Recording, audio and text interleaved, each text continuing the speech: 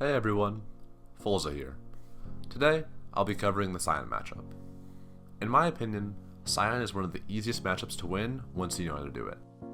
The win rates are different based on the patch, but generally it is either even or one side is slightly favored. Sion gets quite tanky later into the game, so it's very important that we create a lead in lane that we can push so that we can still win later. This is a matchup that I would highly suggest taking Conqueror. That rune makes the matchup 10 times easier, and while you still can go Phasers if you really prefer it, Conqueror is huge in this lane. You can take either Ignite or Ghost, depending on whether you want an easier time killing him, or if you want the move speed for team fights. Additionally, I suggest building a core of Sunderer into Black Cleaver. That makes it so that no matter how tanky he gets, you will still always win the 1v1. After that, you can go situational items like Deadman's, Mortal, Hullbreaker, etc. There aren't really any big power spikes we have to watch out for, just making sure that we create and push a lead. The way we will make this lead is by playing very aggressive in lane with our Conqueror. Even level 1, you can walk up and E him to fully stack Conqueror, and then hit him with enhanced autos. Always make sure to save W for his charged Q, and remember that your Q can cleanse the slows from his Q or E, and also cancel his Q while he's charging it. Usually I like to Q onto him, then E to stack Conqueror, auto until he backs off, and W any Q he tries to throw out. This is one of the very rare matchups where you actually benefit from extended trades because of Conqueror. It's also important to remember that you do have passive, so if you take a couple big Qs, you can just back off and wait a little bit to heal up before going in for more trades. Finally, one last note, because we're playing so aggressive, just make sure you're keeping good vision in the jungle so you can back away if you ever see the enemy jungler near. Now, we'll go over an example game.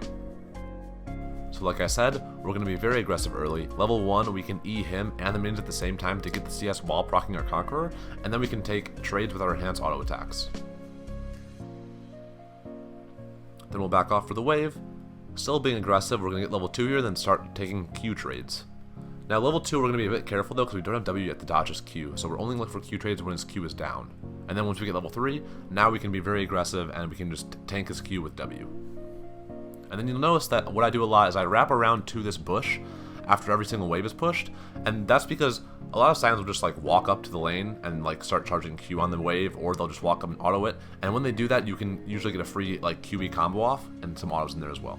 We actually force him out of lane as well and get his TP really early, which allows me to cheat her. And here, this trade doesn't look too good, but because we have Conqueror, we can extend the trade to a really long amount of time, and it ends up being really worth it overall for us, because we'll heal up with passive as well. And here, so we don't kill him right here, so it doesn't look that huge, but forcing him out of lane here is basically as good as an actual kill. He doesn't have TP, so he misses this entire wave of CS and XP, and we get 320 gold from plates. If we combine that, it amounts to about 500 net gold gain, and we delay his level 6 from him missing a crucial cannon wave. We also deny him plate when we get back to lane by buying tier 2 boots. Okay, and then right here, go back to trading. I see that he's pretty low, I think I can go for a flash combo, so I do that. Unluckily enough, we do get the Q bug. If you don't know what that is, we still get the kill, doesn't really matter. But the Q bug is if you Q someone right as it expires, you'll do the entire animation, but you won't silence them and you won't do any damage with your Q.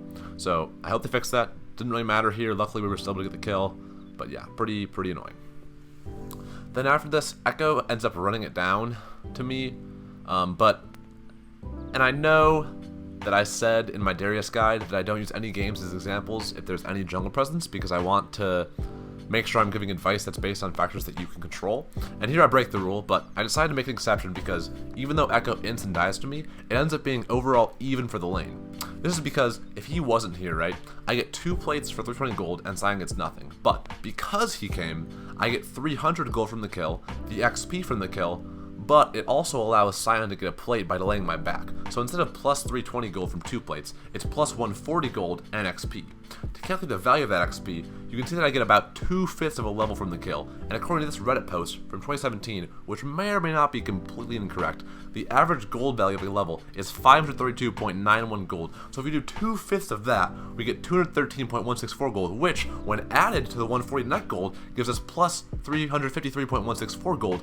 compared to the plus 320 gold, so technically we're unfairly given a 30 gold advantage due to the jungle presence, which actually ends up mattering here because when I leave Fountain, I have 24 gold left over when I leave base, so I should have been delayed for more by waiting for the item if Echo had never come in the first place, which may have allowed him to have enough time to take the plate, so maybe it was actually plus 3.164 gold versus a plus 160 gold if I got 2 plates and he got 1 plate.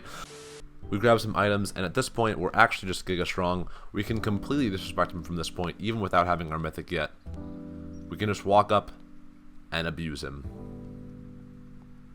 Here we can just disrespect him, walk past, proc our demolish in the tower. He can't do this to us even if he was ahead, because all you have to do with these tank champs is walk next to them and then they take tower aggro because of bombies.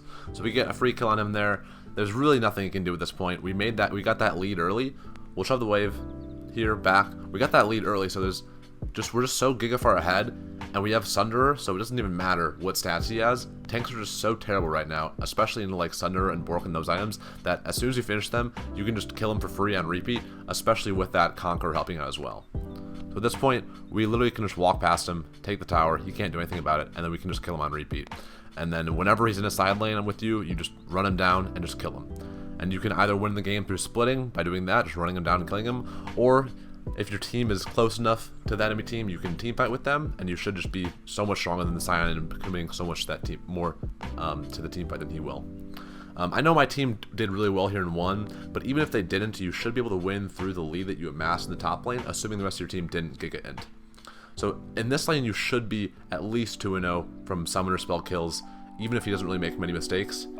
And I know that Echo did come top there, and that kind of messed with it a little bit, but I honestly do believe that didn't really affect the lane at all. I always win into Sion. This is one of the easiest matchups, and you should be able to snowball that lead. Anyways, that's all I have for this matchup. Thanks for watching. If you have any questions, don't hesitate to ask in the comments on Reddit, Discord, or Twitch. Have a great night, everyone.